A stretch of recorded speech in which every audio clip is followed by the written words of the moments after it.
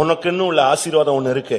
உனக்குன்னு ஒரு வீடு இருக்கு, உனக்குன்னு ஒரு நிலம் இருக்கு, உனக்குன்னு ஒரு சொத்து இருக்கு, உனக்குன்னு கர்த்தர் சில காரியங்களை வச்சிருக்கிறார். அதை யாரும் எடுக்க முடியாது. யாராவது ஏமாத்திட்டானா, வஞ்சிச்சிட்டானா, எடுத்துக்கிட்டானா, அளவுக்கு அதிகமா எடுத்துட்டானா, கர்த்தருடைய பாதத்துல வச்சிரு. அவர் கரெக்டா வழக்காடுகிற தெய்வம். அதை உன்னை பிடுங்கி தருவாரு.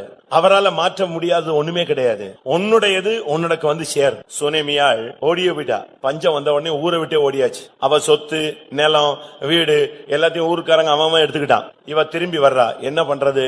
வந்து பார்த்தா வீட்டுல இன்னொரு ஆள் இருக்கிறான், நிலத்தை பார்த்தா இன்னொருத்த வச்சிருக்கான், இன்னொரு நிலத்தை பார்த்தா எல்லாருமே அவங்கவங்க கண்ட்ரோல்ல எடுத்துக்கிட்டாங்க. யார போய் கேட்டாலும் நீ போயிட்ட, அதெல்லாம் முடிஞ்சு போன காலம்ட்டாங்க. இவன் நேர போய் ராஜாட்ட போய் சொன்னான், இப்படி பிரச்சனை. ராஜா உடனே ஒரு பிரதானியை அனுப்பி எல்லா காரியத்தையும் ஒழுங்குபடுத்தி கொடுத்து, எத்தனை வருஷம் இவ போயிட்டாலோ அத்தனை வருஷம் வருமானத்தையும் சேர்த்து இவளுக்கு வாங்கி என்ன செஞ்சானா, கொடுத்தான். அதுதான் தேவனுடைய வேலை. நீங்க எதையாவது இழந்துட்டோம், நஷ்டம் ஆயிடுச்சு, போயிருச்சு, வஞ்சிச்சுட்டான், அவனை தூங்க விட மாட்டார். அவனை தூங்க தேவன் அனுமதிக்க மாட்டார். அவனை கட்டாயம் கர்த்தர் அவனை சந்திப்பார். உன்னுடையதாய் மார். கர்த்தருடைய பரிசுத்த நாமத்துக்கு மகிமை உண்டாவதாக. அப்போஸ்தலருடைய நடபடிகள் 5ஆம் அதிகாரம் 19, 20 வசனங்களை நாம் வாசிக்கலாம். கர்த்தருடைய தூதன் ராத்திரியிலே சிறைச்சாலையின் கதவுகளை திறந்து அவர்களை வெளியே கொண்டு வந்து, நீங்கள் போய் தேவாலயத்திலே நின்று இந்த ஜீவ வார்த்தைகள் எல்லாவற்றையும் ஜனங்களுக்கு சொல்லுங்கள் என்றான். கர்த்தருடைய பரிசுத்த நாமத்துக்கு மகிமை உண்டாவதாக. ஆதி அப்போஸ்தல காலங்களில் நடந்த ஒரு சம்பவத்தை நாம் இப்பொழுது பார்க்கிறோம். ஆரம்ப காலங்கள் என்பது கிறிஸ்துவுக்காக நின்று பிடிப்பது ஒரு பெரிய சாதனையாக இருந்தது, ஒரு பெரிய சவாலாக இருந்தது. அதுபோலவே இந்த கடைசி நாட்களில் ஆரம்ப காலங்கள் எப்படி இருந்தது, முன்மாரியின் காலம் எப்படி இருந்ததோ அதுபோலவே பின்மாரியின் காலமும் காணப்படுகிறது. இப்பொழுதும் கர்த்தருக்காக ஒரு மனிதன் நிற்பது என்பது மிகவும் அரிதாக காணப்படுகிறது. நம்மில் அநேகர் கர்த்தருக்காக நிற்கிறோமா என்கிற ஒரு கேள்வியை கேட்டு பார்த்தால், உங்களுடைய மனசாட்சிக்கும் உங்களுடைய தெய்வீகத்தை கணக்கிட்டு பார்த்தால் உங்களுடைய அறிவுக்கும் அது புலப்படுகிறதாக இருக்கும். ஆரம்ப காலங்களிலே அப்போஸ்தலர்களை பிடித்து பொதுவான சிறைச்சாலையிலே வைத்தார்.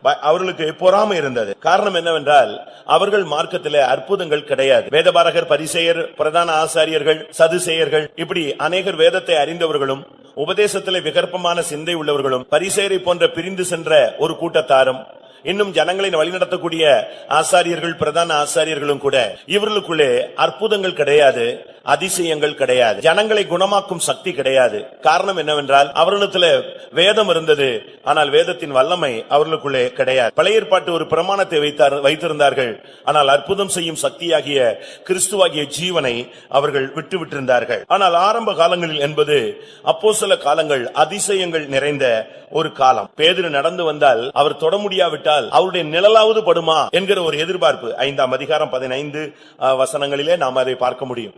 அவருடைய நிழல் படட்டும், அந்த அளவு ஜனங்கள் அந்த வல்லமையை எதிர்பார்த்தார்கள்.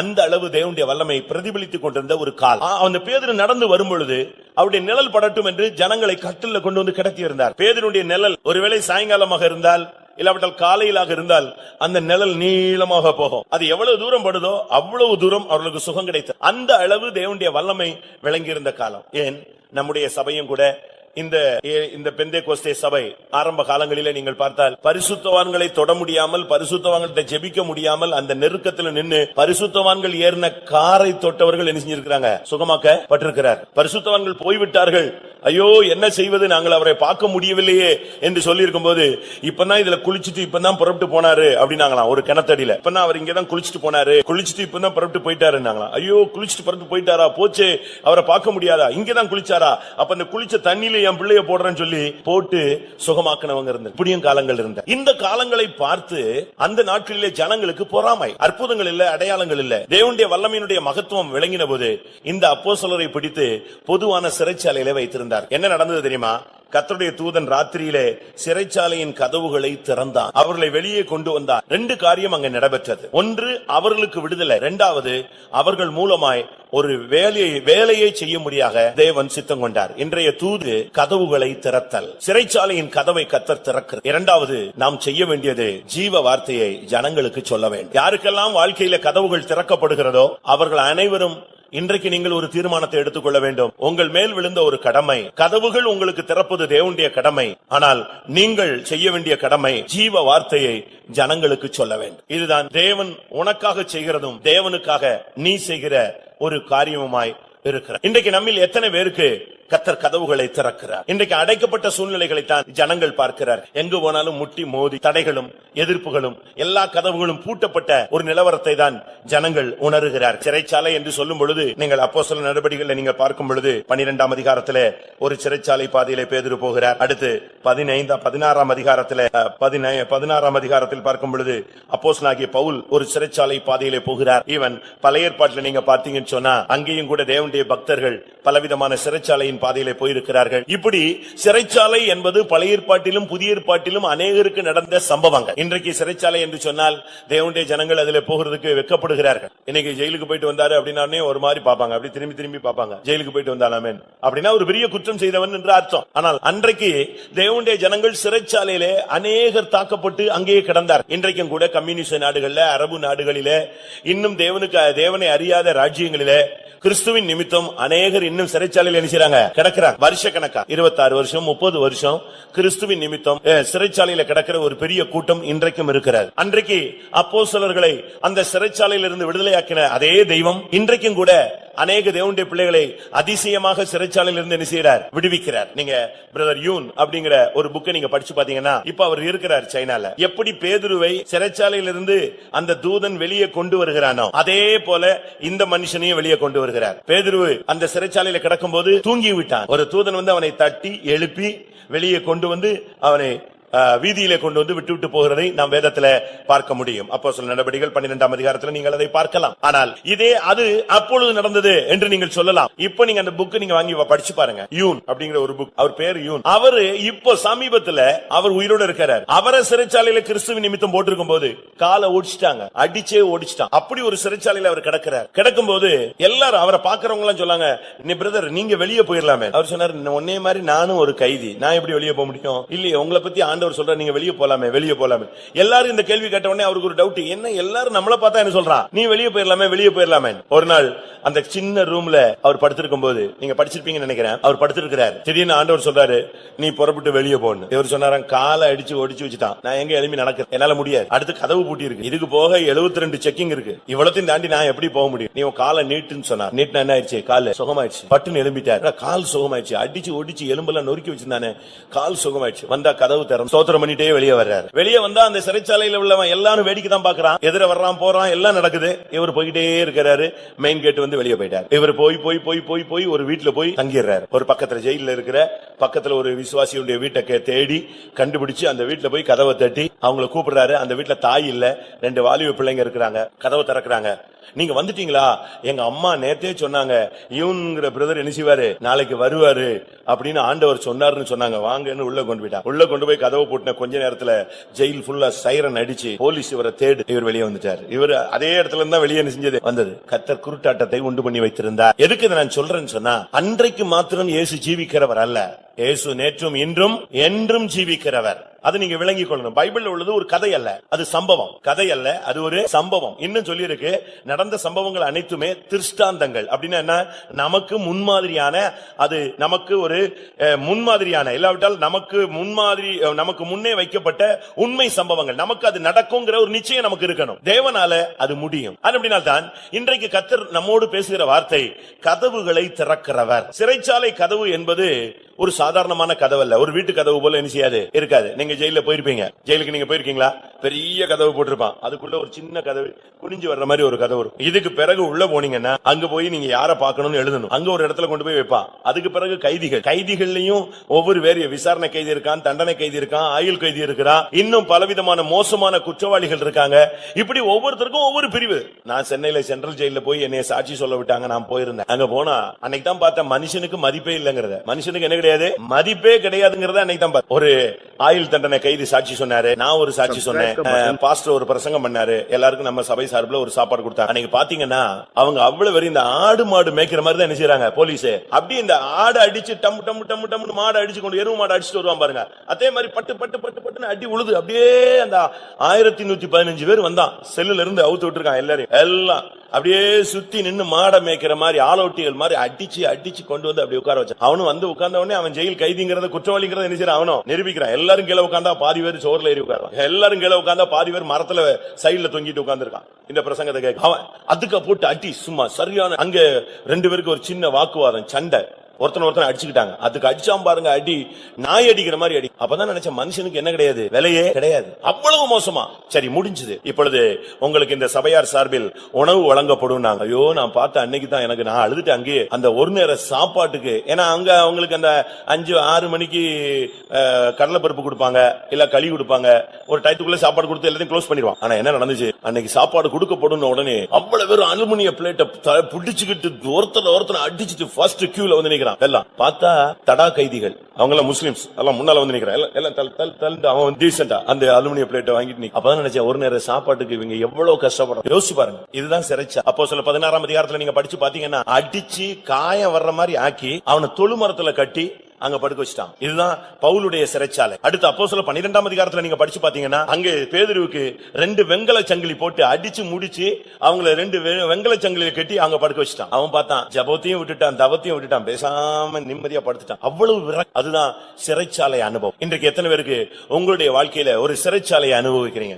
சில வீடு ஜெயில் மாதிரி தான் இருக்கு. வெளியே போகும்போது பூட்டிட்டு போயிருவாங்க, உள்ள வரும்போது லாக் பண்ணிட்டு போயிருவாங்க. இப்படி சில வீடுகள் இருக்கு. சில வீட்டுல புருஷன் வந்து ஜெயிலர் மாதிரி, சில வீட்டுல மனைவி வந்து ஜெயிலர் மாதிரி. உள்ள இருந்து வெளியே வர முடியாது, வெளியே இருந்து உள்ள போக முடியாது. இப்படி எல்லாம் சில வீடுகள் வந்து 144 தடை உத்தரவு வீடுகளாக எல்லாம் இருக்கு. உங்களுடைய வாழ்க்கை இன்னைக்கு எப்படி இருக்கு? பழைய ஏற்பாட்டுல நான் நேத்து கூட ஒரு பிரசங்கத்துல சொன்னேன், சிங்காசனத்துக்கு ஒரு மனுஷன் வர முடியுமா? அரசால சிறைச்சாலையிலிருந்து புறப்படுவாரும் உண்டு. அதுக்கு சாட்சி தான் யோசேப்பு. ஃபுல்லா மீசையும் தாடியாய், அவனுக்கு எந்த விதமான முன்னேற்றமும் இல்லாம அவன் ஜெயில ஒரு வஸ்திரம் கொடுத்திருந்தாங்க, குற்றவாளி அந்த வஸ்திரம், அதை தரிச்சுட்டு அங்க படுத்து கிடக்கு. ஆனா கர்த்தர் என்ன பண்ணாரு, ஒரே நிமிஷத்துல ஒரு ஆள் உள்ள வந்தான், அவனுக்கு முகசவரம் பண்ணாங்க, அழகா முகமெல்லாம் மாறி பழைய சாயல் வந்துருச்சு. உடனே அவன் ட்ரெஸ் கழட்டிட்டு வேற ஒரு ட்ரெஸ் போட்டாங்க, அருமையா கொண்டு வந்து ராஜாவுக்கு முன்னால் நிறுத்தினாங்க. எப்படி இருக்கும்? வந்து நிறுத்தின உடனே ராஜா சில கேள்விகள் கேட்கிறான், அதுக்கு பதில் சொல்றான். எல்லாம் சொல்லி இதெல்லாம் ஒரு 10 மினிட்ஸ்க்குள்ள எல்லாமே நிஞ்சிருச்சு. வந்த உடனே அவனை தூக்கி கொண்டு வந்து அரசவையில நிப்பாட்டின உடனே ராஜா சொல்றான், நான் இப்படி ஒரு சொப்பனம் பார்த்தேன், அதை பத்தி நீ என்ன நினைக்கிறேன்?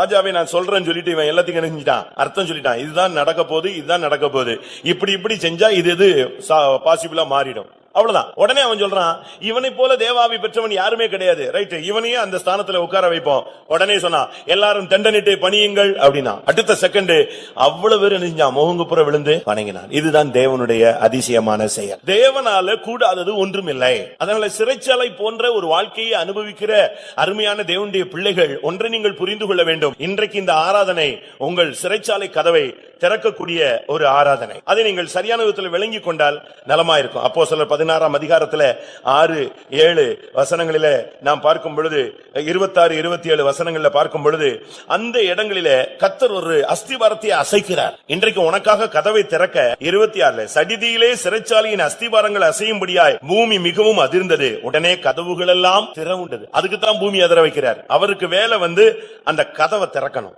தேவனுடைய வேலை, அவருடைய திட்டம் என்னன்னா, இந்த அடைக்கப்பட்ட கதவை திறக்கிறதுக்காக அஸ்திபாரத்தையே கர்த்தர் அசைக்கிறார். அருமையானவர்களே, உங்களுடைய வாழ்க்கையில ஒரு சிறைச்சாலை போன்ற ஒரு அனுபவத்தில் நீங்கள் சிக்கி தவிக்கலாம். உங்களுடைய தனிப்பட்ட வாழ்க்கை ஒரு சிறைச்சாலை போல, ஒரு கூண்டுக்குள் அடைக்கப்பட்டது போல இருக்கலாம். உங்களுக்கு சுயாதீனம் இருக்காது, சுதந்திரம் இருக்காது, பேச்சு சுதந்திரம் இருக்காது, கருத்து சுதந்திரம் இருக்காது, நன்மையோ தீமையோ உங்களால் பேச முடியாது. அப்படி பேசினால் அந்த இடத்துல நீங்க இருக்கவும் முடியாது. ஒருவேளை உங்களுடைய வேலை ஸ்தலங்கள் அப்படி இருக்கலாம், உங்களுடைய தொழில் ஸ்தலங்கள் அப்படி இருக்கலாம், ஊழியத்தின் பகுதிகள் இப்படி இருக்கலாம். நீங்கள் எந்த பாகுதியில இருந்தாலும் சரி. ஆனா இன்றைக்கு தேவன் சொல்லுகிறார், அவர் தூதனை அனுப்புறார், அப்படியே சிறைச்சாலையின் கதவை திறக்கிறார். இன்றைக்கு அநேகருடைய வாழ்க்கையில கர்த்தர் ஒரு கட்டுகளை அவிழ்க்கக்கூடிய ஒரு ஊழியத்தை செய்ய போகிறார். ஏனென்றால் அவருடைய ஊழியம் என்பது கட்டுகளை அவிழ்க்கக்கூடிய ஊழியம். ஆண்டவரை குறித்து ஏசாயா தீர்க்கதரிசன புஸ்தகத்துல 61ஆம் அதிகாரம் 3 வசனங்களில பார்க்கும், முதல் 3 வசனங்களில பார்க்கும் பொழுது, கர்த்தருடைய ஆவியானவர் இயேசுவின் மேல இருக்கும் பொழுது, அவருடைய அபிஷேகம் அவர் மேல இருக்கும் பொழுது, அவருடைய முதல் ஊழியமே சிறைப்பட்டவர்களுக்கு விடுதலை, கட்டுண்டவர்களுக்கு கட்டவிழ்த்தல். வாசியுங்கள் ஏசாயா 61:1. கர்த்தராகிய தேவனுடைய ஆவியானவர் என்மேல் இருக்கிறார், சிறைப்பட்டவர்களுக்கு சுவிசேஷத்தை அறிவிக்க கர்த்தர் என்னை அபிஷேகம் பண்ணினார், இருதயம் நொறுங்குண்டவர்களுக்கு காயம் கட்டுதலையும், சிறைப்பட்டவர்களுக்கு விடுதலையையும், கட்டுண்டவர்களுக்கு கட்டவிழ்த்தலையும் கூறவும். இதுதான் ஆண்டவராகிய இயேசுவின் மேல் இருந்த ஒரு அபிஷேகம். எப்படி இந்த சிறைச்சாலையில கர்த்தருடைய தூதன் வந்தான்? அதுக்கு காரணம் என்ன? எப்படி இந்த தூதன் அந்த இடத்துல வருகிறார்? அதுக்கு காரணமே இவங்களுக்குள்ள இருந்த அபிஷேகம். நல்லா புரிஞ்சுக்கோங்க, எந்த பாதையில நீங்க போனாலும் அபிஷேகத்தை மட்டும் குறைச்சிடாது. எந்த பாதையில இருந்தாலும் நீங்க ஆவியில நிரம்பி கர்த்தரை துதிக்கணும். எல்லாரும் கேட்பாங்க, இப்படிப்பட்ட நேரத்துல எப்படிங்க ஆவியில் நிரம்ப முடியும்? இவ்வளவு நெருக்கமான நேரத்துல எப்படி ஆவியில் நிரம்ப முடியும்? அப்படிலாம் நீங்க யோசிக்கலாம். ஒரு இடத்துல ஒரு மனிதன் சாட்சி சொல்றான், வீட்டுக்கு வந்தா வீட்டு திறந்து உள்ள போக முடியல. உள்ள பார்த்தா அவருடைய மனைவி ஒரு மலைப்பாம்பு பாதி விழுங்கிட்டு இருந்துச்சாம், சுத்தி இருந்துச்சாம். இவர் ஜன்னல்ல பாக்குறாரு, அது அலறுது, வீடு உள்ள பூட்டி இருக்கு. என்ன பண்ண முடியும்? வேற வழியே தெரியல. இப்ப கதவை உடைச்சிட்டு உள்ள போனாலும் பாம்பு, மலைப்பாம்பு. என்ன பண்றது? ஒரே வழி, அங்கேயே முழங்கால் போட்டான். அதுக்குள்ள பையன் வந்துட்டான். பையன் வந்து அப்படி செஞ்சல, முதல்ல அம்மாவை அது இன்னும் ஒரு டைட்டா முறுக்குச்சுன்னா எதாயிடும், எலும்புலாம் நொறுங்கிரும். அதுக்குள்ள தேவனை நோக்கி கூப்பிடுனாராம். 2 பேரும் முழங்கால் போட்டு ஓன்னு கத்துனாங்களாம்.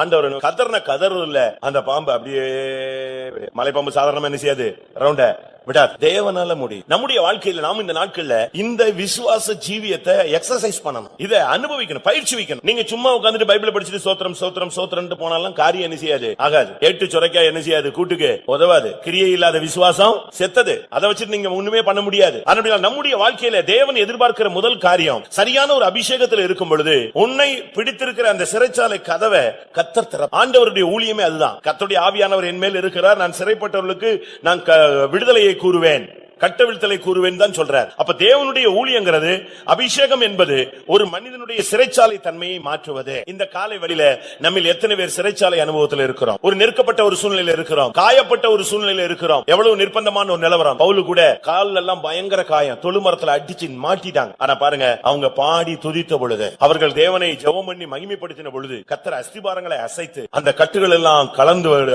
கர்த்தர் வைத்தார். அந்த சிறைச்சாலைக்காரன் அன்னைக்கு ரட்சிக்கப்பட்டான். அது மாத்திரமல்ல, இவருடைய காயங்களை கட்டினான். அதுதான் தேவனுடைய வேலை. அருமையானவர்களே, இன்றைக்கு கர்த்தர் உங்களுக்கு சொல்லக்கூடிய வார்த்தை, கதவுகளை கர்த்தர் திறக்கப்பட்ட கதவுகள் திறக்கப்படுகிற ஒரு ஊழியம் இருக்கிறது. ஏசாயா 45:1 பார்க்கும் பொழுது, கோரேசுக்கு, நான் அபிஷேகம் பண்ணின கோரேசுக்கு முன்பாக வாசல்கள் பூட்டப்படாதிருக்க, கதவுகள் யாவும் திறந்திருக்க நான் கட்டளையிடுகிறேன் என்று ஆண்டவர் பேசுகிறார்.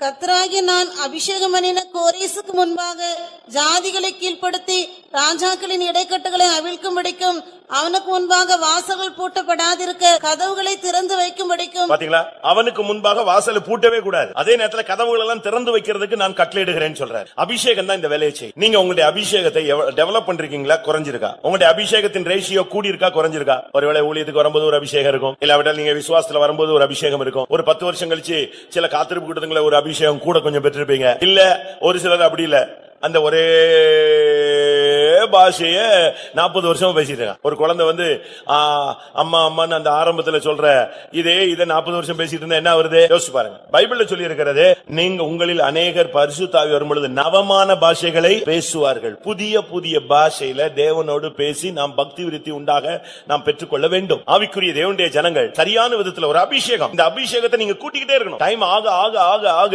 உங்களுடைய அபிஷேகம் என்ன செய்யணும்? நாட்கள் போக போக உங்களுடைய அபிஷேகத்தின் வல்லமை கூடிக்கொண்டே இருக்க வேண்டும். ஏனென்றால் இனிமேல் கொஞ்ச நாட்கள்ல எக்காலம் துணிக்கும் போது நாம் பறக்க வேண்டும். இந்த அபிஷேகத்தை வச்சுட்டு இங்க இருக்கிற வேலை கிடையாது.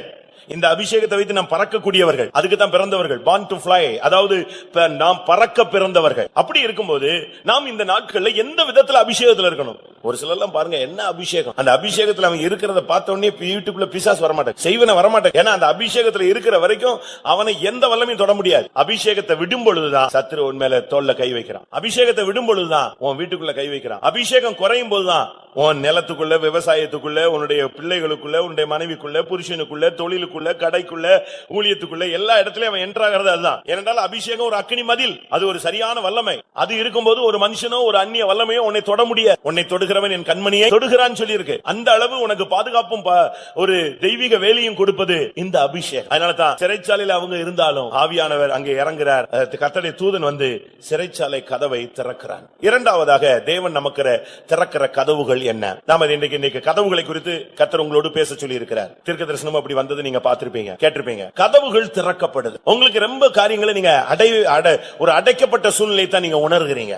1 கொரிந்தியர் 16:9 பவுல் தனக்கு ஒரு கதவு திறக்கப்பட்ட ஒரு காரியத்தை பேசுகிறார். ஏனெனில் இங்கே பெரிதும் அனுகூலமான கதவு எனக்கு திறக்கப்பட்டிருக்கிறது, விரோதம் செய்கிறவர்களும் அநேகர் இருக்கிறார்கள். விரோதம் செய்கிறவர்கள் அநேகர் இருக்கிறார்கள், அது ஒரு பகுதி. ஆனா இவைகளுக்கு மத்தியில அவர் சொல்லுகிறாரு, பெரிதும் அனுகூலமான கதவு எனக்கு திறக்கப்பட்டிருக்கு. அதுதான் முக்கியம். உங்களுக்கு கர்த்தர் உங்களுடைய சிறைச்சாலை கதவுகளை திறந்து உங்களை வெளியே கொண்டு வருவது மாத்திரமல்ல, உங்களை கொண்டு ஜீவ வார்த்தையை சொல்ல வைப்பது மாத்திரமல்ல, இந்த பாதையிலே நீங்கள் போகும் பொழுது இன்றைக்கு எதிரான கதவுகள் தான் உங்களுக்கு திறக்கு. போனா முற்ற மாதிரி ஒண்ணுமே இல்ல, நடக்காது, வாய்க்காது, முடியாது, கிடைக்காது, கிடையாது, அது உனக்கு நடக்காது, அது உனக்கு வாய்க்காது. இப்படித்தான் நீங்க வந்து காதுல வார்த்தையை கேட்டுக்கிட்டே வரீங்க. ஆனா வேதம் சொல்லுகிறது பயங்கரமான நெருக்கமான சூழ்நிலையிலே பவுல் பேசுகிறார், எனக்கு இங்கே பெரிதும் அனுகூலமான கதவு திறந்திருக்கு. விரோதம் செய்யறவங்க ஒரு பெரிய டீமே இருக்கிறாங்க, அதை பத்தி எனக்கு கவலை இல்ல.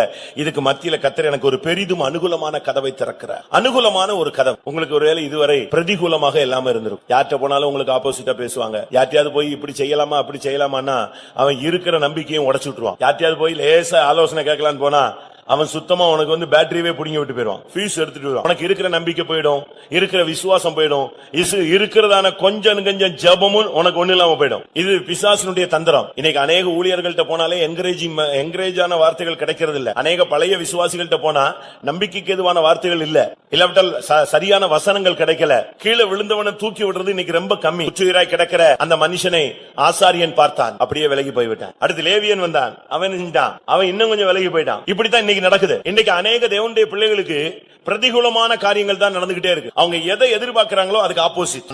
கர்த்தர் இன்னைக்கு சொல்லுகிறார், உனக்கு பெரிதும் அனுகூலமான கதவை கர்த்தர் திறக்கிறார். இதுவரைக்கும் ஒருவேளை அடைக்கப்பட்ட ஒரு சூழ்நிலையை விசுவாசத்தின் பரீட்சையாக உங்களுக்கு தேவன் அனுமதித்திருக்கலாம். ஒரு அற்புதம் நடக்குது, இரண்டாவது அற்புதம் நடக்குது, மூணாவது அற்புதம் நடக்குது. மோசே மூலமாக அற்புதங்கள் நடந்துகிட்டே இருக்கு. 8 அற்புதம் நடந்துருச்சு, 9 அற்புதம் நடந்துருச்சு. பார்வோனுடைய தேசமே ஆட ஆரம்பிச்சிருச்சு. ஆனா அனுகூலமான கதவு என்ன செய்யல, திறக்க. இன்னைக்கு திறக்கிற மாதிரி இருக்கும், நாளைக்கு திறக்கிற மாதிரி இருக்கும். சரி, நான் உங்களை அனுப்பிடுறேம்மா. திருப்பி சொல்லுவான், நீங்க போங்க, உங்க மனைவி பிள்ளைகள் இங்க இருக்கட்டுமா. திருப்பி சொல்லுவான், உங்களுடைய பிள்ளைகள் நீங்க எல்லாம் போங்க, உங்க ஆடு மாடுகள்லாம் இங்க இருக்கட்டுமா. இப்படி போங்க போங்கன்னு தான் சொல்லுவானே தவிர போக விட மாட்டான். இதுதான் பார்வோனுடைய சக்தி. ஆனா கர்த்தர் என்ன பண்ணார் தெரியுமா, அவரும் அற்புதங்களை செய்கிறதுல சளைக்கல. அதனாலதான் நான் அடிக்கடி பல இடங்கள்ல சொன்னது, நீ பிசாசு 100 விசை வந்தா கர்த்தர் 101 விசை உனக்கு என்ன செய்வாரு, ஜெயத்தை கொடுப்பார். அவன் 1000 விசை வந்தா 1001 தரமும் உனக்கு என்ன கொடுப்பாரு, கர்த்தர் ஜெயத்தை கொடுப்பார். அதான் தேவன். 10 9 வாதை அனுப்பல, கர்த்தர் சொந்து போல. சரி, நீங்க செங்கல் எடுத்துட்டு கிடங்க, உங்க தளபதி இவ்வளவுதான் போ அப்படின்னு சொன்னாரு. அப்படியே சொன்னாரு. அப்படி சொன்னா அவர் தேவன் அல்ல. அவர் சொல்றாரு, நான் அடுத்து ஒரு வாதை வைக்கிறேன் பார். அந்த வாதையில தலைச்சனை அழிச்சிட்ட. அதோட அந்த பார்வோன் ஒண்ணும் இல்ல, அடுத்த செகண்டே எல்லாரையும் வெளியே. அடுத்தும் பின்னால வர்றான். திரும்பவும் ஜனங்கள் தடுமாறுறாங்க.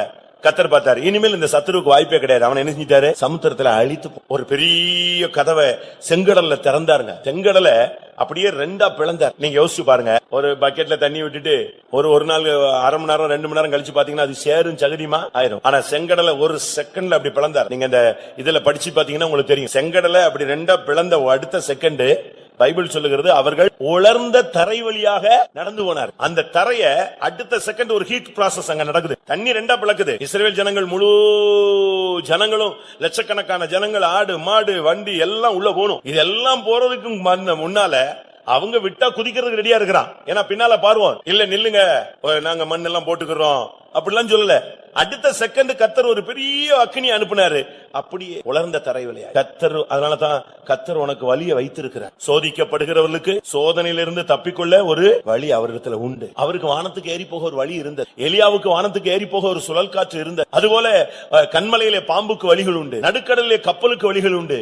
இப்படி பல விதங்களிலே ஆகாயத்துல கழுகுக்கு வழி உண்டு. அதுபோல நீ ஒரு தேவனுடைய பிள்ளை, நீ போகிற பாதையில உனக்கு ஒரு கதவை கர்த்தர் திறப்பார். அது சாதாரண ஒரு சின்ன அனுகூலமான கதவு. அதுக்கு அழகான எக்ஸ்பிளனேஷன் கொடுத்திருக்கு. என்னது, பெரிதும் அனுகூலமான கதவு. 2 கொரிந்தியர் 2ஆம் அதிகாரம் 12ஆம் வசனம். மேலும் நான் கிறிஸ்துவின் சுவிசேஷத்தை பிரசங்கிக்கும்படி துரோவா பட்டணத்தில் வந்தபோது கர்த்தராலே எனக்கு கதவு திறக்கப்பட்டிருக்கையில். கர்த்தராலே, அவர்தான் கதவை திறக்கிறது. கதவை திறக்கிறது மூடுறது எல்லாம் கர்த்தர் ரொம்ப கரெக்டா செய்வார். நோவா உள்ளே வந்த உடனே என்ன செஞ்சாரு, பேழையின் கதவை பூட்டினது யாரு, கர்த்தர் தான் பூட்டினார். அழகா பூட்டுவார். உனக்கு விரோதமான சத்துருக்கள் வரும்பொழுது அழகா கதவு பூட்டுவார். உனக்கு வழி திறக்கணும்னா கதவை என்ன செய்வார், அழகா திறப்பார். நமக்கு முன்னால கதவு திறக்கணும். அப்படின்னா நம்முடைய வாழ்க்கை எப்படி இருக்கணும் நீங்க யோசிச்சு பாருங்க. வெளிப்படுத்தல நீங்க பார்க்கும் பொழுது வேதம் சொல்லுகிறது 3ஆம் அதிகாரம் 8ஆம் வசனம், உன் கிரியைகளை அறிந்திருக்கிறேன், உனக்கு கொஞ்சம் பலன் இருந்தும் நீ என் நாமத்தை மறுதலியாமல் என் வசனத்தை கை கொண்டபடியினாலே இதோ திறந்த வாசலை உனக்கு முன்பாக வைத்திருக்கிறேன், அதை ஒருவனும் பூட்ட மாட்டான். நீ கொஞ்சம் பலன் இருந்தாலும் அந்த பலன்ல கர்த்தருடைய நாமத்தை மறுதலியாம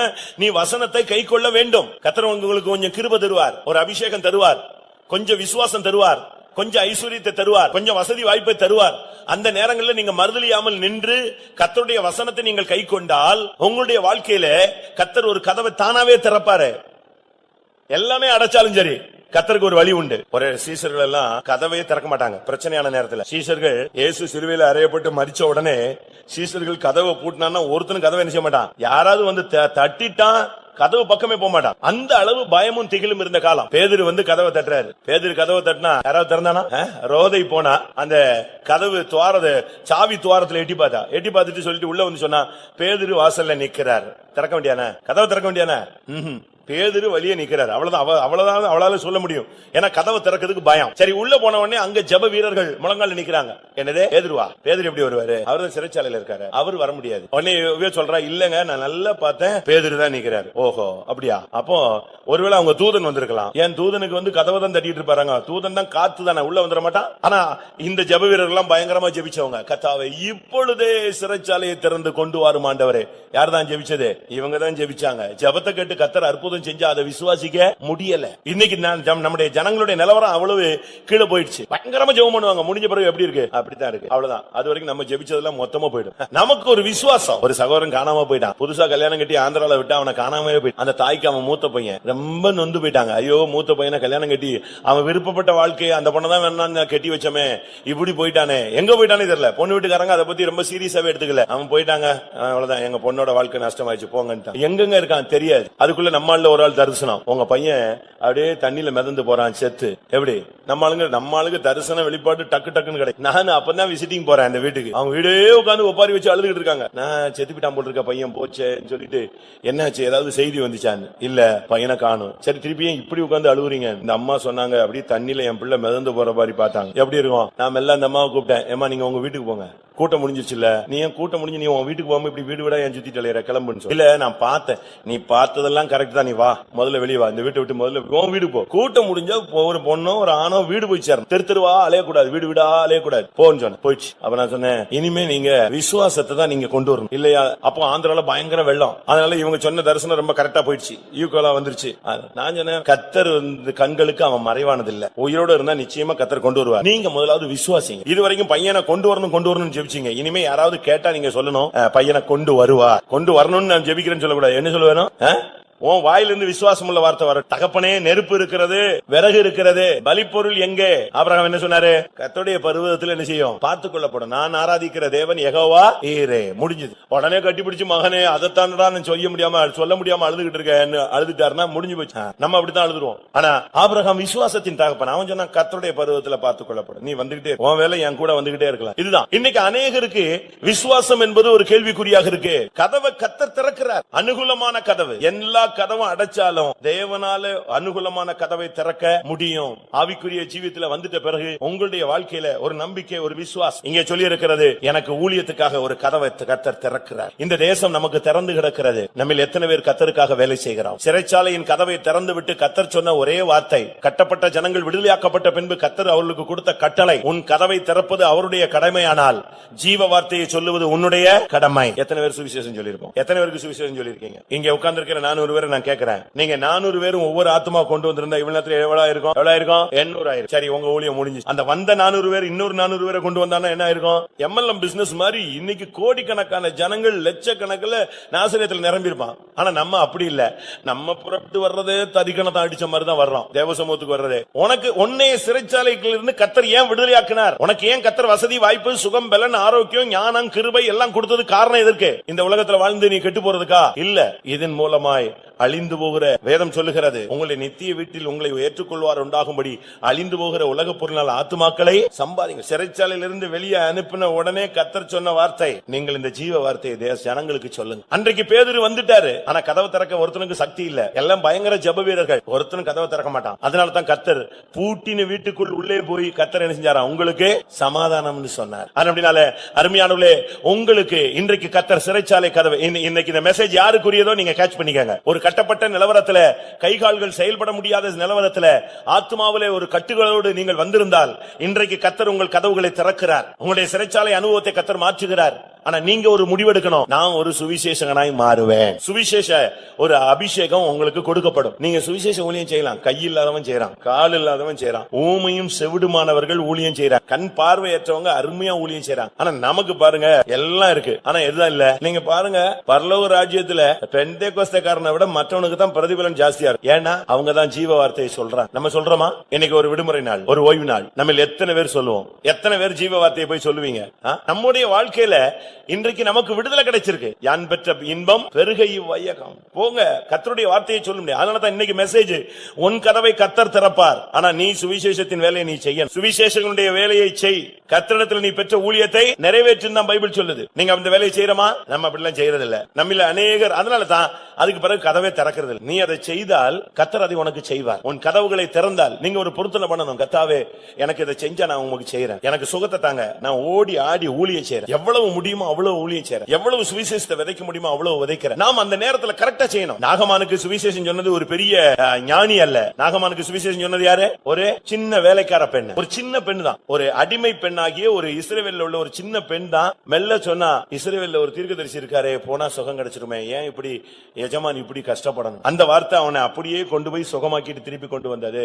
ஆவிக்குரிய ஜீவித்துல வந்துட்ட பிறகு நம்ம டைம் கிடைக்கும் போது, ஆனா பழைய ஏற்பாட்டுல சமயம் கிடைத்த போது, புதிய ஏற்பாட்டுல சமயம் வாய்த்தாலும் சமயம் வாய்க்காவிட்டாலும் திருவசனத்தை பிரசங்கம் பண்ணு. டைம் கிடைக்கும் போது நீங்க அருமையா அந்த வார்த்தையை சொல்லணும். ஒரு வியாதிஸ்தனுக்கு போய் சொல்லுங்க, ஒரு பலவீனமா இருக்கிறவனுக்கு சொல்லுங்க, மரணத்தை நோக்கி போறவனுக்கு கடைசி நேரத்துல மரணத்திலிருந்து அவனை லைட்டா லேசா தூக்கி விட்டா போதும், அவன் கிறிஸ்துவண்டை வந்து ஓட்டத்தை முடிச்சிருவான். கர்த்தர் உனக்கு இன்னைக்கு அனுகூலமான கதவை திறக்கிறார். அனுகூலமான கதவு திறக்கும் போது விரோதங்கள் இருக்கும், அதை பத்தி நீங்க கவலையே படாதீங்க. எதிர்ப்பை பத்தி நீங்க எப்பவுமே பார்க்க கூடாது. எதிர்ப்பை நீங்க பாத்துட்டீங்கன்னா உங்களுடைய விசுவாசம் குறைஞ்சிடும். நீங்க எதிர்ப்பை பார்க்கவே கூடாது. உன்னோட போட்ட பந்தயத்துல ஓடி வர்றவன நீ பாத்துட்டு பின்னால வரானா, எவ்வளவு தூரத்துல வரான்னு நீ ஓட ஓட உன்னுடைய வேகம் என்ன செய்யும்? குறையும். உன்னுடைய இலக்கை மட்டும்தான் நீ பார்த்துட்டு போகணும். அதனால விரோதத்தை நீங்கள் பார்க்காதீங்க. கர்த்தர் உங்களுக்கு இந்த கூட்டத்தின் மூலமாக உங்களுக்கு பெரிதும் அனுகூலமான கதவை திறக்க போகிறார். அப்போஸ்தலர் 14 அதிகாரம் 27 வசனத்துல பார்க்கும் பொழுது, அப்போஸ்தலர் 14:27, அவர்கள் அங்கே சேர்ந்த பொழுது சபையை கூடி வரச் செய்து தேவன் தங்களை கொண்டு செய்தவைகளையும் அவர் பிரஜாதிகளுக்கு விசுவாசத்தின் கதவை திறந்ததையும் அறிவித்து. விசுவாசத்தின் கதவை கர்த்தர் இன்றைக்கு திறக்கிறார். நம்மில் அநேகருக்கு விசுவாசங்கிறது ரொம்ப குறை. விசுவாசம்ங்கிறது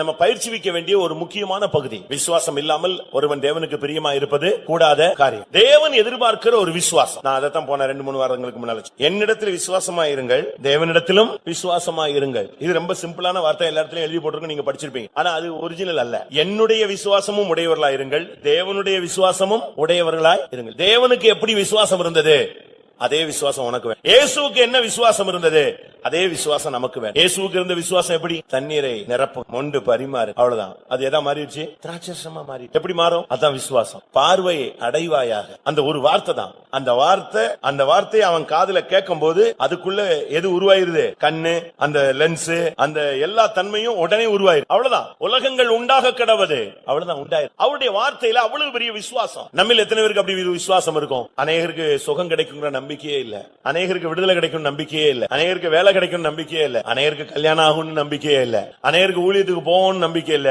அப்படி போனா கடைசி வரைக்கும் நிப்போன்னு நம்பிக்கை இல்ல. இப்படித்தான் நம்பிக்கை இல்ல, நம்பிக்கை இல்ல, நம்பிக்கை இல்ல. ஆனா ஒரு உலகத்து மனுஷனுக்கு எவ்வளவு நம்பிக்கை இருக்கு, எவ்வளவு விசுவாசம் இருக்கு.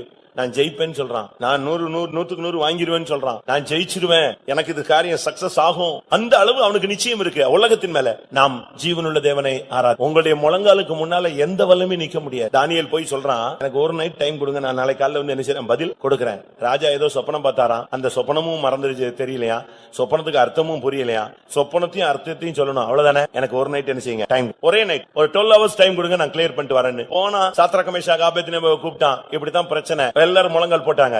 முழங்கால் முடியும் போது சொப்பனம் வந்துருச்சு, சொப்பனத்துக்கு அர்த்தமும் வந்துருச்சு. அதே தேவன் தானே இன்னைக்கு ஜீவிக்கிறார், அதே கர்த்தர் தானே இன்னைக்கு ஜீவிக்கிறார், அதே பைபிள் தானே நம்ம கையில வச்சிருக்கிறோம். ஏன் இன்னைக்கு அதே தவணை கட்டு நீ ஒரு முழங்கால போடு, என்ன நடக்க போகுதுன்னு கர்த்தர் சொல்லட்டும். அவர் சொல்லாவிட்டா எழும்பாத, அவர் உன்னிடத்துல பேசாவிட்டால் அவருக்கும் உனக்கு உள்ள தொடர்பு துண்டிக்கப்பட்டிருக்கிறது. அதை நீ இன்னைக்கு புதுப்பித்துக்கொள். ஏன் தெய்வமே என்னிடத்துல பேசுறது இல்ல, ஏன் பேசல, எதுக்காக என்னிடத்துல நீ பேசுகிறது இல்ல, என்னிடத்துல பேசும். அப்படி தடையா இருந்தா தடையா இருக்கிற காரியத்தை எனக்கு வெளிப்படுத்தும். ஆண்டவர்கிட்ட போராடு, ஆண்டவர் உன்னிடத்துல பேசட்டும். விசுவாசம் விசுவாசத்தின் கதவு திறக்கப்படாமல் நாம் இந்த உலகத்திலிருந்து நாம் அடுத்த கட்ட உலகத்தை மறுமையை நாம் அடைய முடியாது. விசுவாசம் என்பது நம்பப்படுகிற உறுதியும் காணப்படாதவைகளின் நிச்சயமா இருக்கிறது. விசுவாசம் என்பது ஒரு மனிதனுடைய வாழ்க்கையை மாற்றக்கூடிய சக்தி உள்ளது. நீங்க பைபிள்ல படிச்சு பாருங்க அவங்களுடைய விசுவாசத்தை. ஒரு தீர்க்கதரிசியுடைய வேலைக்காரன் வீட்டுக்குள்ள ஓடி வந்து கத்துறான், ஐயோ ராணுவம் வந்துருச்சு அப்படிங்கிறான். உடனே அவன் சொல்றான், ராணுவம் வந்துருச்சா? அப்படியா ஆண்டவரே, என்ன இவன் என் கூட இத்தனை வருஷம் இருந்து இவன் கண் என்ன இருக்கு, குருடால போயிருக்கான் இவன், எனக்கு இவ்வளவு. அவன் சொல்றான், தீர்க்கதரிசி சொல்றான், நம்ம என்ன செய்வோம், நம்ம என்ன செஞ்சிருப்போம், நம்ம அவனை விட பயந்து கதவையை பூட்டிருப்போம். வெளியே போயிட்டு ஒருத்தன் வந்து ஒரு பிரச்சனைன்னு சொன்னா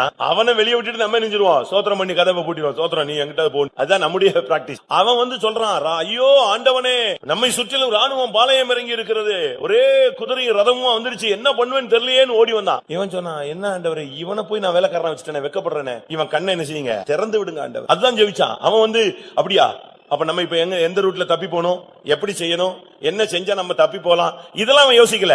அவன் இதுக்கு முன்னாலேயே அவன் கண்ணு திறந்திருக்கு. அவன் சொன்னா, ஆண்டவரே இந்த வேலைக்காரனுடைய கண்கள் கொஞ்சம் திறந்து விட செய்யுங்கப்பா. உடனே கண்ணு திறந்துச்சு. கண்ணு திறந்த பிறகுதான் தெரிஞ்சது, தீர்க்கதரிசியை வீட்டை சுத்தி எது இருக்கு, அக்னி ரதமும் அக்னி குதிரையும் இருந்துச்சு. அப்பதான் அவன் நிம்மதியா இருந்தான். அப்ப ஏற்கனவே அவனுக்கு கண்ணு, நம்முடைய கண்கள் எப்படி திறந்து, விசுவாச கண்கள் திறந்திருக்கா, நமக்கு ஒரு வேலை கிடைக்கும், நமக்கு ஒரு வாழ்க்கை அமையும், நமக்கு ஒரு ஊழியம் உண்டு, நமக்கு ஒரு தொழில் உண்டு, நமக்கு ஒரு மகிமையான சபை உண்டு, நமக்கு ஒரு சிங்காசனம் உண்டு. அந்த நிச்சயம் நமக்கு இந்த நாட்கள்ல இன்னைக்கு அநேக தேவனுடைய பிள்ளைகளுக்கு விசுவாசம் குறைவு. கடைசி நாட்கள்ல விசுவாசம் ரொம்ப குறைஞ்சு போயிருச்சு. அநேகருக்கு விசுவாசம் இல்ல, சுத்தமான விசுவாசம் இல்லாத ஒரு பெரிய டீமே இருக்கு. ஒரு இருமலை கூட அவங்களால தாங்க முடியல, ஒரு சின்ன தலைவலியை ஏற்றுக்கொள்ள முடியல, ஒரு சின்ன காரியத்துல ஒரு யாரோ ஒண்ணு பேசிட்டாங்கன்னா அதை அக்செப்ட் பண்ண முடியல. எதையுமே விசுவாசத்தின் அந்த பட்டய, ஆவியின் பட்டயமாகிய அந்த விசுவாசத்தை வச்சு நீங்க ஜெயிக்க முடியாத தேவன் நம்மை அழைத்திருக்கிறார். இங்க சொல்லி இருக்கிறது, பவுல் சொல்லுகிறார், புறஜாதிகளுக்கு விசுவாசத்தின் கதவை கர்த்தர் திறந்து. விசுவாசத்தின் கதவு திறந்துருச்சா? உங்களுடைய விசுவாசம் இன்னைக்கு திறக்குமா? விசுவாசம் எந்த அளவு இருக்கு, சுகர் கூடிருச்சா குறைஞ்சிருக்கான்னு உனக்கு போட்டு பாக்கிறதுக்கு எல்லாரும் மிஷின் வாங்கி வீட்டுல வச்சிருக்கீங்க, அப்படித்தானே? கூடியிருக்கா குறைஞ்சிருக்கா அது எல்லாரும் வச்சுக்கிறாங்க, வீட்டிலேயே வச்சு செக் பண்ணிக்கிறாங்க. அதுக்கேற்ற மாதிரி டக்குன்னு அன்னைக்கு உடனே சாப்பாடு ஸ்டைல் மாதிரி. நல்லது, தவறுன்னு நான் சொல்ல வரல, அவ்வளவுதான் உங்களுடைய நம்பிக்கையும் விசுவாசமும். இதே மாதிரி உங்க விசுவாசம் கூடியிருக்கா குறைஞ்சிருக்கான்னு பாருங்களேன். ஒரு தகப்பன் வந்து தன்னுடைய பிள்ளைக்காக சுகத்துக்காக அழுகுறான். அழுத உடனே இயேசு சொன்னாரு, நீ விசுவாசிக்க கூடுமானால் இது என்ன செய்யும், நடக்கும்பான்னு சொல்றாரு. உடனே அவன் சொல்றான், என்னுடைய அவிசுவாசம் நீங்கும்படி எனக்கு என்ன செய்யுங்க, நீங்க எனக்கு உதவி செய்யுங்க. சீசர்கள் பிசாசை துரத்தி பாக்குறாங்க, போக மாட்டேங்குது. அப்ப சீசர்கள் வந்து கேக்குறாங்க, ஏன் அந்த பிசாசு போகல? இப்ப அவர் சொன்னாரு, உங்களுடைய அவிசுவாசம். உடனே அவங்க சொன்னாங்க, ஆண்டவரே எங்களுடைய விசுவாசத்தை என்ன செய்யுங்க, வர்த்திக்க பண்ணுங்கன்னு கேட்டாங்க. கேளுங்க, உங்களுடைய விசுவாசம் அவிசுவாசம் நீங்கிறதுக்காக கேளுங்க, உங்களுடைய விசுவாசம் வர்த்திக்க பண்ணணும்னு ஜெபம் பண்ணுங்க. விசுவாசம் வந்துருச்சுன்னு சொன்னா அதுல உங்களுக்கு நம்பிக்கை குறைவே வராது. பாசிட்டிவ் அடிக்கடி சொல்லுவார், நானும் அடிக்கடி சொல்லியிருக்கேன்.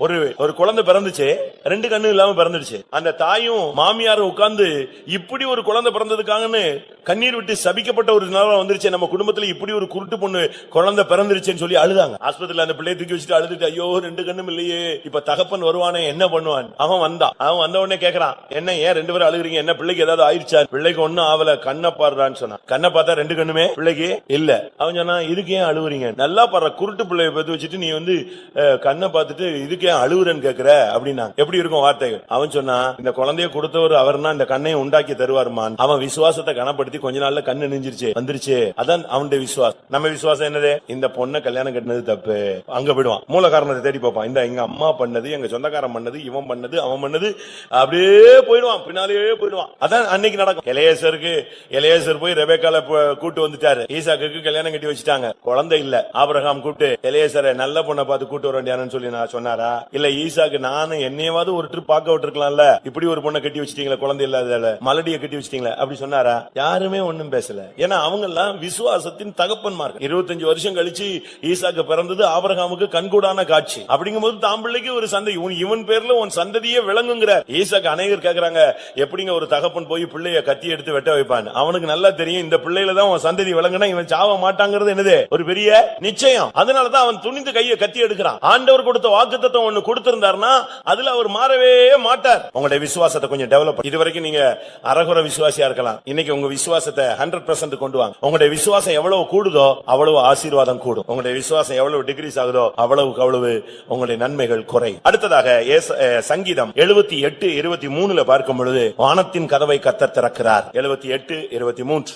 அவர் உயரத்திலுள்ள மேகங்களுக்கு கட்டளையிட்டு வானத்தின் கதவுகளை திறந்து. வானத்தின் கதவை திறக்கிறதுடைய காரணம் என்னன்னா மன்னாவை வர்ஷிக்க பண்ணுகிறார். அதுக்கு தான் கர்த்தர் அந்த வானத்து ஆகாரம், வானத்தின் தானியம், தூதர்களின் அப்பம் இதை மனிதனுக்கு அனுப்பும்படியாக வானத்தின் கதவை திறக்கிறார். வானத்தின் கதவு, வானத்தின் பலகனி, வானத்தின் மதகு, 3 எக்ஸ்பீரியன்ஸ் இருக்கு. ஒன்று வானத்தின் கதவு, வானத்தின் பலகனி. மல்கியால சொல்லியிருக்கு 3ஆம் அதிகாரம் 10ஆம் வசனத்துல, வானத்தின் பலகனிகளை திறந்து இடங்கொள்ளாமல் போக மட்டும் உங்களை ஆசீர்வதிக்க மாட்டேனோ என்று என்னை நீங்கள் சோதித்து பாருங்க. அப்ப பலகனிங்கிறது ஜன்னல். வானத்தின் பலகனியை திறந்தாலே ஒரு அற்புதம் நடக்குமானால் இடங்கொள்ளாமல் போக மட்டும் நீங்கள் ஆசீர்வதிக்கப்படுவீர்கள் என்றால், வானத்தின் கதவு திறந்தா என்ன நடக்கும்? இன்னும் வானத்தின் மதக திறந்தா என்ன நடக்கும்? நோவாவின் காலத்துல பைபிள் சொல்லுகிறது வானத்தின் மதகையே கர்த்தர் செஞ்சாரா? திறந்தார். இது எதை காண்பிக்கிறது? உங்களை போஷிக்க தேவன் வல்லமை உள்ளவர், உங்களை உடுத்துவிக்க தேவன் வல்லமை உள்ளவர், உங்களை நிறைவாய் நடத்த தேவன் வல்லமை உள்ளவர், உங்களை செழிப்பாய் மாற்ற தேவன் வானத்தின் கதவுகளை திறக்கிறார். அதுக்கு ஒரு காரணம், அந்த ஜனங்க காலையில எழும்பி போய் அதை பொறுக்கணும். வானத்தின் கதவு திறக்கப்படணும்னு ஆசைப்படுறீங்களா? தசமபாகம் கொடுத்தா, தசமபாகம் கரெக்டா கொடுத்தா எது திறக்கும்? வானத்தின் பலகனி திறக்கும். காலையில 4 மணிக்கு ஒழுங்கா எழும்பி மன்னாவை பொறுக்க போனீங்கன்னா, தேவசமூகத்துக்கு போனீங்கன்னா வானத்தின் கதவு திறக்கும். சரியான பேழைக்குள்ள இருந்தீங்கன்னா வானத்தின் மதகு திறக்கும். இதுதான் பைபிள். நீ கரெக்டா நீ தசமபாகம் செலுத்தி பாரு. பைபிள் சொல்லுது, என்னை செக் பண்றேன்னு சொல்றாரு. மல்கியா 3:10 வாசிங்க. என் ஆலயத்தில் ஆகாரம் உண்டாயிருக்கும்படி தசமபாகங்களை எல்லாம் பண்டசாலையிலே கொண்டு வாருங்கள். அப்பொழுது நான் வானத்தின் பலகனிகளை திறந்து இடங்கொள்ளாமற் போக மட்டும் உங்கள் மேல் ஆசீர்வாதத்தை வர்ஷிக்க மாட்டேனோ என்று அதனால் என்னை சோதித்து பாருங்க. ஆண்டவரே சொல்றார், என்னை வந்து சோதிச்சு பாரு, செக் பண்ணி பாரு. அப்ப நாம் தேவனுடைய காரியங்கள்ல உண்மையா இருந்தா கர்த்தர் வானத்தின் பலகனியை திறக்கிறார். காலையில எழும்பி நீ மன்னாவை பொறுக்க போனீனா அதிகாலையில் என்னை தேடுகிறவன் கண்டடைவான். 4 மணிக்கு ஸ்தோத்திர ஜெபம் நடக்குதா? இருக்கிற இடத்துல அது கர்த்தரை மகிமைப்படுத்துறீங்களா? காலை தோறும் என்னை எழுப்புகிறார்னு ஏசாயா சொல்றானே, அதே மாதிரி உன்னால சொல்ல முடியுமா?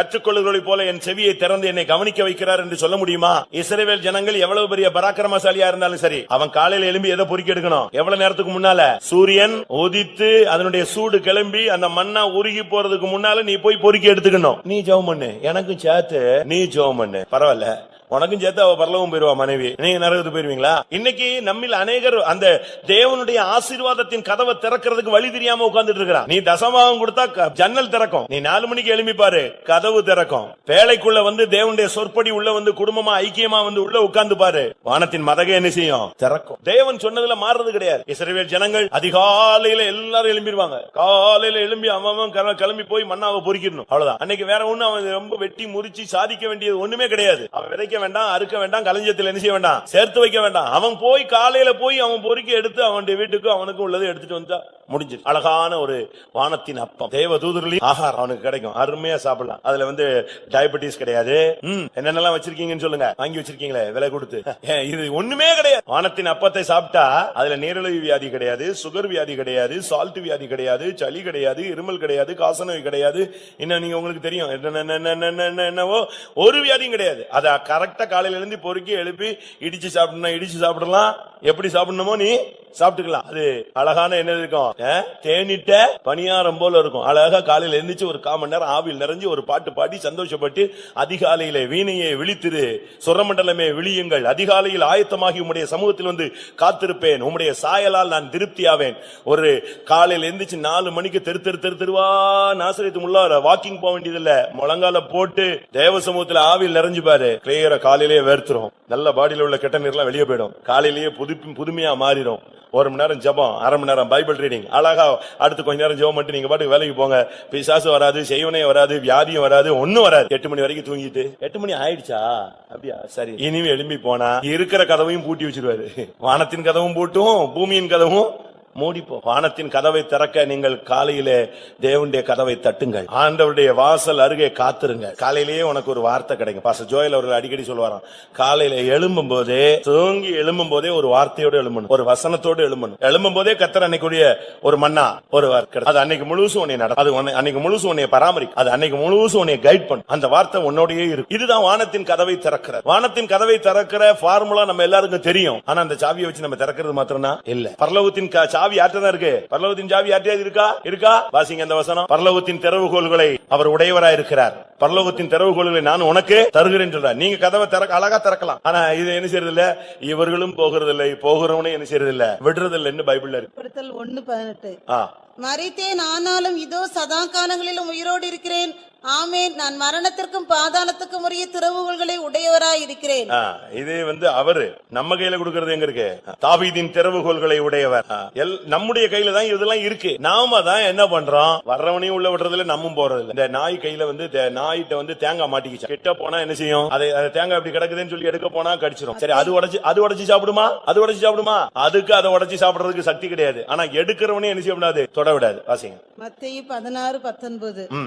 பரலோக ராஜ்யத்தின் திறவுகோல்களை நான் உனக்கு தருவேன். பூலோகத்திலே நீ கட்டுகிறது எதுவோ அது பரலோகத்திலும் கட்டப்பட்டிருக்கும். எப்படி? பரலோக ராஜ்யத்தின் திறவுகோல்களை உனக்கு தருகிறேன். நீ தேவைப்படும் போது வானத்தின் கதவை என்ன செய்யலாம், திறக்கலாம். மதக திறக்கலாம், ஜன்னலை திறக்கலாம். இதெல்லாம் வானத்தின் கதவை திறக்கிற சக்தி நம்மகிட்ட தான் இருக்கு. உன்னுடைய முழங்கால தான் அது இருக்கு. நீ முடங்கி போக கூடாது, முழங்கால நிக்கணும். உன் முழங்காலை முடக்க வேண்டுமே தவிர வாழ்க்கையில சோர்ந்து போய் முடங்கி போய்விடக் கூடாது. ஆனால் இன்னைக்கு கர்த்தர் உனக்கு சொல்லுகிற வார்த்தை, நான் உனக்காக சிறைச்சாலையின் கதவை திறப்பேன், நான் உனக்கு விசுவாசத்தின் கதவை திறப்பேன், நான் உனக்கு அனுகூலமான கதவை திறப்பேன். ஏன்? வானத்தின் கதவை கூட நான் உனக்காக திறக்க முடியும். ஆனால் நீ இந்த ஜீவ வார்த்தையை எல்லாருக்கும் என்ன செய்ய வேண்டும், சொல்ல வேண்டும். இன்னைக்கு இந்த கூட்டம் முடியறதுக்கு உள்ள நீங்க எல்லாரும் ஊழியர்களை போல சுவிசேஷங்களுடைய ஆவியை பெற்றவர்களாக நீங்கள் கிளம்ப வேண்டியது அவசியம். 1 சாமுவேல் 3:15. 1 சாமுவேல் 3:15. சாமுவேல் விடியற்காலம் மட்டும் படுத்திருந்து கர்த்தருடைய ஆலயத்தின் கதவுகளை திறந்தான். சாமுவேல் ஏலிக்கு அந்த தரிசனத்தை அறிவிக்க பயந்தான். சாமுவேல் கர்த்தருடைய ஆலயத்தின் கதவை திறந்தான். விடியற்காலம் மட்டும் படுத்திருந்தான், கர்த்தருடைய ஆலயத்தின் கதவுகளை திறந்தான். நைட்ல அவனுக்கு பயங்கரமான ஒரு தரிசனம், அவன் வாழ்வை குறித்து, நடக்க போற சம்பவத்தை குறித்து கர்த்தர் ஒரு அருமையான வெளிப்படுத்தலை தந்திருந்தார். ஆலயத்தின் கதவு திறக்கப்படணும். நீங்களே தேவனுடைய ஆலயம். ஆலயத்தின் கதவு திறத்தல் என்று சொன்னா கர்த்தர் உன்னோடு பேசும் ஒரு வாழ்க்கை, கர்த்தர் உனக்கு கொடுக்கிற தரிசனத்தின் வாழ்க்கை, கர்த்தர் உனக்கு கொடுக்கிற சொப்பனத்தின் மூலமாய் உன்னை வழிநடத்துகிற ஒரு வாழ்க்கை, கர்த்தர் உன்னோடு பேசி உன்னை பராமரிக்கிற ஒரு வாழ்க்கை. கர்த்தருடைய ஆலயத்தின் கதவை திறந்தான். ராத்திரியில பயங்கரமான ஒரு தரிசனம். சாமுவேலே சாமுவேலே கூப்பிடுறாரு. இவன் போய் ஏலியை கூப்பிடுறான். ஐயா, நீங்க கூப்பிட்டீங்களா? இல்ல மகனே, நீ போ.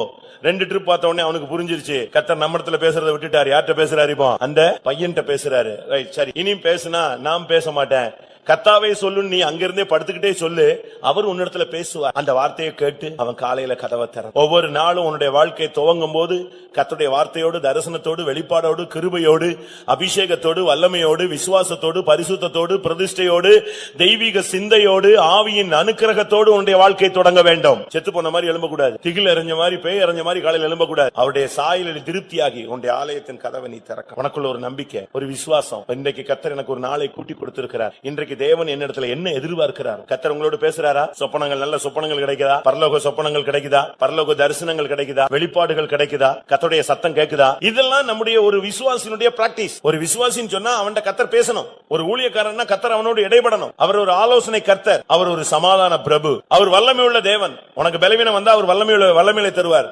உனக்கு ஆலோசனை இல்லைன்னா அவர் ஆலோசனை தருவார். உனக்கு சமாதானம் இல்லைன்னா உனக்கு சமாதானத்தை உண்டு பண்ணும் ஆக்கினை ஏற்றவர் உனக்கு சமாதானத்தை கொடுப்பார். ஆலயத்தின் கதவை திறவு. இவன் போய் காலையில போய் கதவை, அந்த குட்டி பையன் அழகா திறந்தான். கர்த்தர் அவனோடு பேசி இருந்தார். ஒரு சின்ன பையன்ட்ட கர்த்தர் பேசுறார். நான் சில சபைகளுக்கு போயிருக்கேன், குட்டி குட்டி பையங்கள்லாம் தீர்க்கதரிசனம் அடிக்கிறான். ஒரு வாலிப பையன் தீர்க்கதரிசனம் சொல்றான். அருமையான வார்த்தைகள் வெளிப்படுகிறது. ஆனா இன்னைக்கு நம்ம முதியோர் எவ்வளவோ பேர் இருக்கிறோம், கர்த்தருடைய வார்த்தை நமக்கு இல்ல. நம்முடைய கதவு இன்னும் திறக்கல. அப்போஸ்தலர் 12:10 அங்கே இருப்பு கதவு திறந்தது.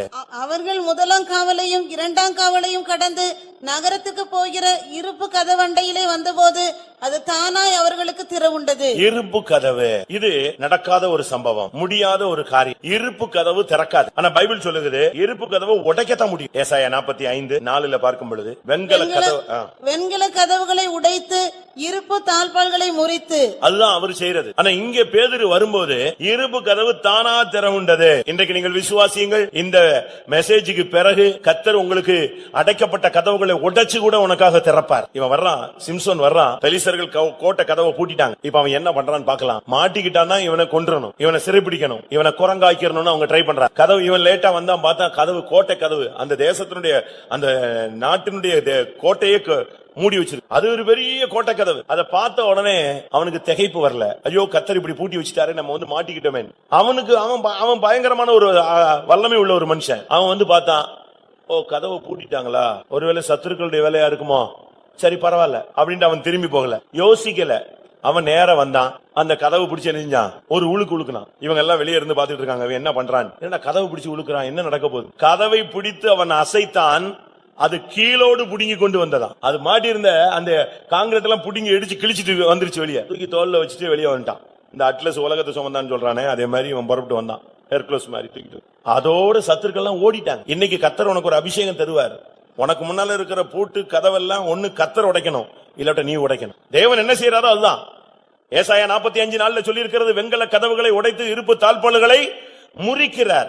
அதே நேரத்தில் அபிஷேகம் உள்ள மனுஷன் இங்க வரும்போது என்ன நடந்தது, அவனே எல்லாத்தையும் உடைச்சிட்டான். ஆலயத்தின் கதவுகளை திறக்க வேண்டியது உன்னுடைய வேலை. உனக்கு விரோதமாக அடைக்கப்பட்ட கதவுகளை திறக்க வேண்டியது, உடைக்க வேண்டியது உன்னுடைய வேலை. நீ உடைக்க முடியாத கதவுகளை கர்த்தர் உடைப்பார். அதான் இரும்பு கதவு திறக்கிறது. முதல் கதவுக்கு வரான், திறக்குது. இரண்டாம் காவலுக்கு வராங்க, அது திறக்குது. இப்ப பெரிய இரும்பு கதவு லாஸ்ட்ல அது திறந்து நேர வெளியே வந்து, இன்றைக்கு கர்த்தர் உனக்காக எல்லா கதவுகளையும் திறக்கும்படியாக இந்த காலை வேளையில கடந்து வந்திருக்கிறார். கடைசியாக 2 நாளாகமம் 4 அதிகாரம் 22 வசனம். சுமோன் கத்திகளையும் கலங்களையும் களையங்களையும் தூப கலசங்களையும் சாலமோன் பண்ணினான். மகா பரிசுத்த ஸ்தலத்தின் உட்கதவுகளும், மகா பரிசுத்த ஸ்தலத்தின் உட்கதவுகள். ஒரு பரிசுத்த ஜீவியத்துக்காக கர்த்தர் கதவை திறக்கிறார். இன்னைக்கு பரிசுத்த ஜீவியங்கிறது ஒரு கொஸ்டின் மார்க். பரிசுத்தம் அப்படின்னா அதனுடைய ஒரிஜினல் தன்மை நமக்கு தெரியல. பரிசுத்தம் சொன்னா ஏதோ பாவத்துல போய் விழுந்துட்டா பரிசுத்தம் நஷ்டமாயிடுச்சுன்னு நினைக்கிறாங்க. அப்படி அல்ல. பரிசுத்தங்கிறது ஒவ்வொரு ஸ்டெப்லயும் இருக்கு. உட்காருதல்ல இருக்கு, எழுந்திருக்கல இருக்கு, பேச்சுல இருக்கு, சிரிப்புல இருக்கு, உன்னுடைய நடையில இருக்கு, உடையில இருக்கு, உன்னுடைய பார்வையில இருக்கு, உன்னுடைய எண்ணங்கள்ல இருக்கு, உன்னுடைய புசிப்பில் இருக்கு, உன்னுடைய குடிப்பில் இருக்கு, உன்னுடைய சிந்தையில இருக்கு, உன்னுடைய நினைவுல இருக்கு, உன்னுடைய ஊழியத்துல இருக்கு, உன்னுடைய ஜீவியத்துல இருக்கு, உன்னுடைய பழக்க வழக்கங்கள்ல இருக்கு, உன்னுடைய எல்லாவற்றிலையும் ஒவ்வொரு ஸ்டெப்லயும் என்ன இருக்கு, பரிசுத்தங்கிற ஒரு ஆஸ்பெக்ட் இருக்கு. ஒவ்வொன்றிலையும் பரிசுத்தம் இருக்கு. நம்ம நினைக்கிறது அப்படியே பார்க்காமலே கண்ண மூடிட்டே போறதுதான் பரிசுத்தம். ஐயோ ஸ்தோத்திரம் ஸ்தோத்திரம் ஸ்தோத்திரம் அப்படின்னு அப்படியே பரிசுத்தத்துல ஹை லெவல்ல போற மாதிரி இருப்பான். அப்படி அல்ல. பரிசுத்தங்கிறது ஒவ்வொரு ஸ்டெப்லயும் இருக்கு. பிரசங்கத்துல பரிசுத்தம் இருக்கு, பாட்டுல பரிசுத்தம் இருக்கு, உட்கார்ந்து இருக்கிற ஸ்டைல்ல ஒரு பரிசுத்தம் இருக்கு, நீ போட்டிருக்க டிரெஸ்ல ஒரு பரிசுத்தம் இருக்கு, நீ சாப்பிடுற ஆகாரத்துல ஒரு பரிசுத்தம் இருக்கு. ஒவ்வொன்றிலையும் இப்ப ஒரு ஏழை, ஒரு சாப்பிடறதுக்கு இல்லாத ஒரு ஆளை வச்சுக்கிட்டு நீ பாட்டுக்கு அது பாட்டுக்கு எப்படி இருக்கீங்க, நல்லா இருக்கீங்களா, நல்லா இருக்கீங்களா, நீ பாட்டு சாப்பிட்டுட்டே இருந்தேன்னா அது கூட என்னது, பரிசுத்த குலைச்சல் தான். உன்னுடைய மத்தவனுக்கு ஆகாரம் இல்லாமல் இருக்கும்போது நீ மாம்சத்தை புசித்தால் அவனுக்கு நீ இடர்லாய் காணப்படுகிறாய் அப்படின்னா அது என்னது, பரிசுத்த குலைச்சல். அவங்க எல்லாம் சாப்பிடாம இருக்கும்போது நீ உட்கார்ந்து நல்லா வெட்டிக்கிட்டே இருந்தீங்கன்னா அது கூட பரிசுத்த குலைச்சல் தான். அதனால நம்ம பரிசுத்தம் உடனே எங்கேயோ இருக்கு எட்டாக்கணின்னு நினைக்க கூடாது. மோசே அந்த தேவஜனுடைய ஜனங்களுக்கு முன்பாக கண்மலையை பார்த்து இந்த கண்மலையிலிருந்து தண்ணீரை வரவழைக்க முடியுமா அப்படின்னு அடிச்சான். ஆண்டவர் சொன்னாரு, ஏன் டென்ஷன் ஆன, இந்த ஜனங்களுக்கு முன்னால நீ என்னை பரிசுத்தம் பண்ணல. அதுதான் அவனுடைய பரிசுத்த குலைச்சல். மோசே எந்த தவறு செஞ்சதில்லை. மோசேனுடைய பரிசுத்த குலைச்சல் என்ன, நீ இந்த ஜனங்களுடைய கண்களுக்கு முன்பாக என்னுடைய பரிசுத்தத்தை விளங்க பண்ணாதபடியினால் நான் உன்னை அழைத்து வந்த தேசத்தில் இந்த ஜனத்தை நீ கொண்டு போய் சேர்ப்பது இல்லை. முடிஞ்சிச்சா? ஒரே பாயிண்ட், லா பாயிண்ட் அடிச்சிட்டார். அப்ப அந்த ஜனங்களுக்கு முன்னால அவன் கொஞ்சம் அவசரப்பட்டு பேசுனது பரிசுத்த குலைச்சல் இருக்கு. அப்படி பார்த்தா நம்ம கதை எப்படி இருக்குன்னு யோசிச்சு பாருங்க. அவர் வச்சிருக்கிற பரிசுத்தம் அதுதான். ஆனா நம்ம நினைக்கிற பரிசுத்தம் ஏதோ போய் கையும் மையுமா விடுபட்டாதான் பரிசுத்த குலைச்சல் நினைக்கிறோம். தவறு. மகா பரிசுத்த ஸ்தலத்தின் உட்கதவை திறக்கணும். உள்ளான மனுஷன்ல பரிசுத்தத்தை தேவன் எதிர்பார்க்கிறார். வெளியே உள்ள பரிசுத்தம் அவர் பார்க்கறது இல்ல. மனுஷன் முகத்தை பார்க்கிறான், தேவனோ இருதயத்தை பார்க்க. சரி, இவ்வளவு கதவை திறக்கிறாரு. கதவை திறந்து விட்ட கர்த்தர் சொல்ற வார்த்தை என்ன தெரியுமா, இந்த ஜீவ வார்த்தையை நீங்கள் எல்லாருக்கும் போய் சொல்லுங்கள். எத்தனை பேருக்கு நீங்க சுவிசேஷம் சொல்லியிருக்கீங்க? நான் முடிக்க போறேன். சுவிசேஷம் நீங்க சொல்றீங்களா? ஒயிட் அண்ட் ஒயிட் போடுறதுக்கு வெக்கப்படுறீங்க, இந்த சத்தியத்தின்படி வாழ்றதுக்கு வெக்கப்படுறீங்க, பைபிள் தூக்கிட்டு வர்றதுக்கு வெக்கப்படுறோம், 3 பாட்டு புக்கு தூக்கிட்டு வர்றதுக்கு அதை விட வெக்கமா இருக்கு, ஆராதனை முடிகிற வரைக்கும் உட்கார்றதுக்கு வெக்கப்படுறோம், யாராவது நம்மளை பாத்துருவாங்களோன்னு வெக்கப்படுறோம். நம்ம எப்படி போய் சுவிசேஷத்தை சொல்றது? நம்ம எத்தனை பேர் ஜீவ வார்த்தையை சொல்றோம்? 1 யோவான் 1:1 சொல்லி இருக்கிறது, ஆதி முதல் இருந்ததும் நாங்கள் கேட்டதும் நாங்கள் கண்டதும் நாங்கள் தொட்டதும் நாங்கள் நோக்கி பார்த்ததுமா இருக்கிற ஜீவ வார்த்தையை உங்களுக்கு அறிவிக்கிறோம். வாசிங்க. ஆதி முதல் இருந்ததும் நாங்கள் கேட்டதும் எங்கள் கண்களினாலே கண்டதும் நாங்கள் நோக்கி பார்த்ததும் எங்கள் கைகளினாலே தொட்டதுமா இருக்கிற ஜீவ வார்த்தை குறித்து உங்களுக்கு அறிவிக்கிறோம். அங்க சிம்பிளா சொல்லிருக்கு, சிறைச்சாலையின் கதவை திறந்து விட்டு நீங்கள் போய் ஜீவ வார்த்தையை சொல்லுங்கன்னு சொல்லியாச்சு. அந்த ஜீவ வார்த்தையை குறித்து யோவான் கொடுக்கிற விளக்கம் என்ன தெரியுமா?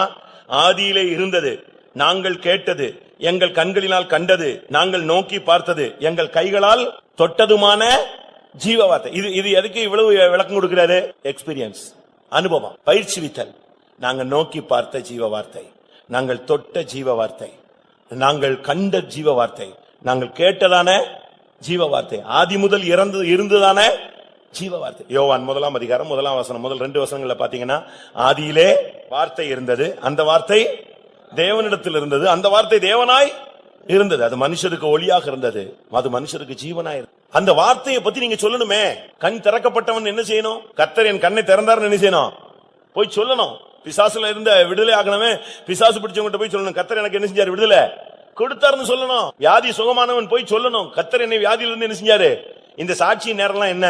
கர்த்தர் உன்னை குணமாக்குறது, விடுதலையாக்குறது, ஆசீர்வதிக்கிறது, உன்னை நடத்துகிற பாதைகள்ல கர்த்தர் உன்னை நடத்துகிற விதங்களை சொல்ல வேண்டும். நமக்கு இங்கே எந்திரிச்சு 4 பேர் முன்னால சொல்ல முடியாது. கேட்டா ஸ்டேஜ் ஃபியர். அது என்ன ஸ்டேஜ் ஃபியர்? அது மேடையில வந்து நிக்கணும்னா பயமா. தவறு செய்யும் போதோ, வம்பு பண்ணும் போதோ, பரியாசம் பண்ணும் போதெல்லாம் பயமே வரமாட்டேங்க. இங்க 4 பேருக்கு முன்னால கர்த்தரை மகிமைப்படுத்தணும்னா என்ன செய்ய முடியல. பைபிள்ல சொல்லிடுறது, கர்த்தர் எனக்கு சொன்னதை மகா சபையில் நான் சொல்லுவேன், ஜாதிகளுக்கு முன்னால சொல்லுவேன், சபைகளிலே சொல்லுவேன், நான் சாவாமல் பிழைத்திருந்து கர்த்தருடைய கிரியைகளை என்ன செய்வேன்? விவரிப்பேன். சொல்லணும், தெருவா சாட்சி சொல்லணும். ஆண்டவரை போய் சொல்றதுல ஒண்ணும் தப்பே கிடையாது. எத்தனை பேர் அப்படி சொல்றாங்க தெரியும்? நீங்க ஏன் சொல்லக்கூடாது? உங்களுக்கு கை கால் நல்லா கொடுத்திருக்கிறார், நல்ல கை காலு வாய் வயிறு எல்லாமே நல்லா இருக்கு. கேட்டா எத்தனை வயசுல எவ்வளவு இருக்கணுமோ அவ்வளவு நமக்கு நல்லா இருக்கு. நல்ல திடகாத்திரமா இருக்கும், பலனா இருக்கிறோம், ஆரோக்கியமா இருக்கிறோம், நமக்கு வசதி இருக்கு, வாய்ப்பு இருக்கு, கார் இருக்கு, எல்லா வசதி இருக்கு. ஆனா சுவிச ஜீவ வார்த்தையை சொல்றதுக்கு ஆள் இல்ல. எத்தனை பேர் ஜீவ வார்த்தையை சொல்றீங்க?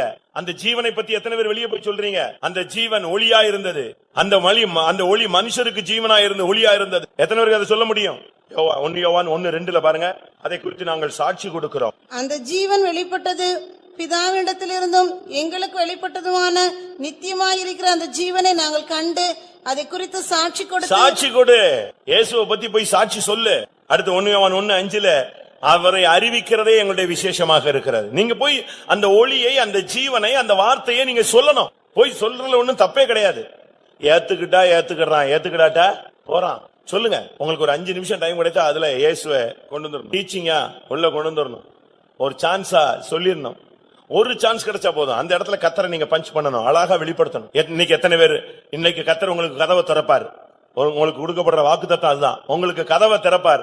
கதவை கர்த்தர் எனக்கு திறந்தால் ஜீவ வார்த்தையை அறிவிப்பேன்னு சொல்றவங்க முழங்கால் போட்டு கை வைத்துங்க பார்க்கலாம். கதவை எனக்கு கர்த்தர் திறந்தால் நான் ஜீவ வார்த்தையை அறிவிப்பேன். இன்றைக்கு மெசேஜ் உனக்கு சொல்ற கர்த்தர் 2 வார்த்தை, உனக்கு நான் கதவை திறப்பேன், நீ ஜீவ வார்த்தையை சொல்ல வேண்டும். கர்த்தரால திறக்க முடியாத கதவு ஒண்ணுமே கிடையாது. கர்த்தருக்கு திறக்க முடியலனா இருப்பு கதவுகளை உடைத்து, வெங்கல கதவுகளை உடைத்து, இருப்பு தாழ்பாள்களை முறிப்பார்.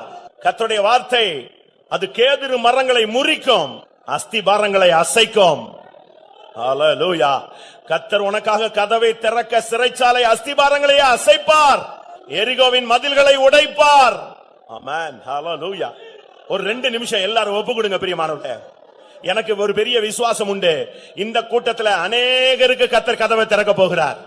அந்த கதவு நிரந்தரமாய் திறந்து வைக்க வேண்டுமானால் ஜீவ வார்த்தையை சொல்ல தீர்மானம் எடுங்கள். ஆமென். தாவீது ரோட்ல டான்ஸ் ஆட ஆரம்பிச்சான். சணல் நூல் ஏபோத்தை தெரிந்து கொண்டு முழு பெலத்தோடு நடனம் ஆடினான். அவன் மனைவி வந்து கேட்டா, ஏன் இப்படி அசிங்கமா குதிக்கிறீங்க, ஏன் இப்படி ரோட்ல எல்லாம் நின்னு பண்றீங்க? அப்ப அவன் சொன்னா, உனக்கு விஷயம் தெரியாது, நான் ஆடுகளுக்கு பின்னாக இருந்தேன், உன் தகப்பனை தள்ளிட்டு என்னை ராஜாவா மாத்து. நான் நீசனாய் இருந்தேன், கர்த்தர் என்னை தெரிந்து கொண்டு அபிஷேகம் பண்ணினார். நான் எப்படி சும்மா இருக்க முடியும் சொன்னான். ஆமென். மரணத்தை நோக்கி போய்கொண்டிருந்த உன்னை ஜீவனுக்கு கர்த்தர் வழி நடத்தி இருக்கிறார். அழிவை நோக்கி உன்னை போய்கொண்டிருந்த உன்னை கர்த்தர் ஜீவனுக்கு நேராக திருப்பி இருக்கிறார். ஓ, நீ ஜீவ வார்த்தையை சொல்வாயோ? ஆமென். கர்த்தர் உன் கதவை திறந்தால் ஜீவ வார்த்தையை சொல்லுவாயா? உன் சிறைச்சாலை தன்மையை மாற்றுவார். அனுகூலமான கதவை திறப்பார். உன் விசுவாசத்தின் கதவை திறப்பார். வானத்தின் கதவு இன்றையிலிருந்து உனக்கு திறக்கப்படும். ஓ, இருப்பு கதவுகள் தானாய் திறக்கும். ஒரு பரிசுத்த ஜீவியம் உனக்கு கிடைக்கும். ஓ, இன்றைக்கு நீ ஒரு தீர்மானம் எடு.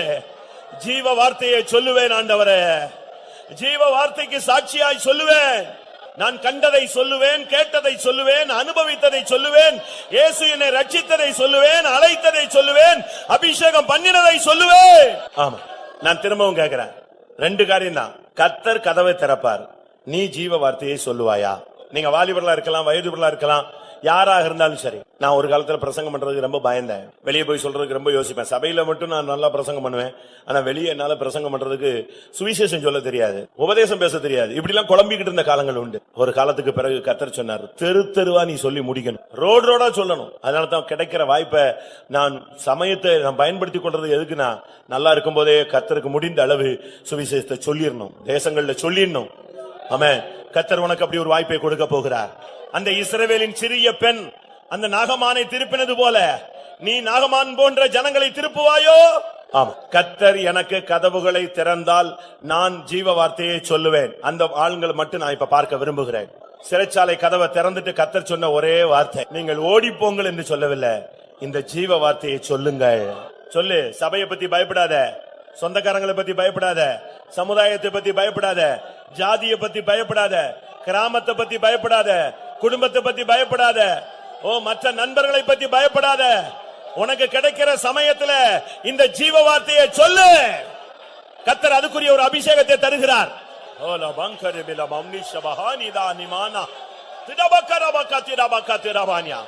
ஆமென். கதவுகளை திறக்கிறவர் வந்திருக்கிறார். தாவீதின் திறவுகோல்களை உடையவர் வந்திருக்கிறார். ஆமென். பரலோகத்தின் திறவுகோல்களை உனக்கு தரப்போகிறார். ஆமாம். இயேசு பாதாளத்தின் திறவுகோல்களையும் கையில வைத்திருந்தார். அந்த நோவா காலத்திலே ஜனங்கள் அழிவை சந்தித்தார்களே, அவர்களை மீட்க முடியாத பாதாளத்தின் திறவுகோலை கையில வைத்திருந்தார். இப்ப நீங்க யோசிச்சு பாருங்க, உங்க குடும்பத்துல ஒரு சிலர் பாவத்துல பாதாளத்துல கட்டப்பட்டிருக்கலாம், பின்மாற்றத்துல தோல்வியில கிடக்கலாம். இன்றைக்கு கர்த்தர் உன் கையில ஒரு திறவுகோலை கொடுக்கிறார், ஒரு அபிஷேகத்தை கொடுக்கிறார். உன் வீட்டுல இருக்கிற பின்மாற்ற ஆவி ஓட போகுது. ரட்சிக்கப்படாதவர்களை கர்த்தர் ரட்சிக்க போகிறார். ஆமென். நீ ஜீவ வார்த்தையை சொல்லு. தேவனுடைய